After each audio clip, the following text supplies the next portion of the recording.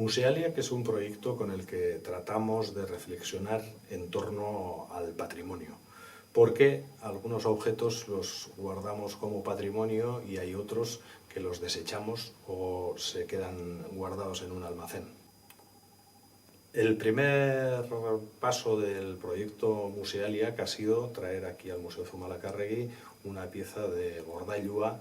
que es el almacén del patrimonio guipuzcoano en Irún, y esta pieza es un abanico pintado al gouache por el pintor francés Didier Petit de Merville. Petit de Merville fue cónsul de Francia en San Sebastián a partir de 1857 y en los 16 años que convivió entre nosotros realizó numerosas ilustraciones de diverso tipo. El Museo Zumalacárregui tiene una larga relación con este autor porque utilizamos sus gouaches, sus pinturas y sus dibujos en la exposición Loreak Asmatzen, en la exposición temporal hace unos años, también porque gran parte de su colección de más de 500 ilustraciones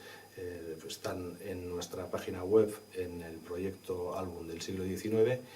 y por otra parte porque en este abanico muestra San Sebastián en 1864.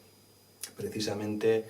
en la exposición permanente del museo contamos con un panorama de San Sebastián realizado 30 años antes y con un grabado Vista de San Sebastián realizado 5 años después, lo cual nos permite hacer una interesante comparación sobre el desarrollo del paisaje en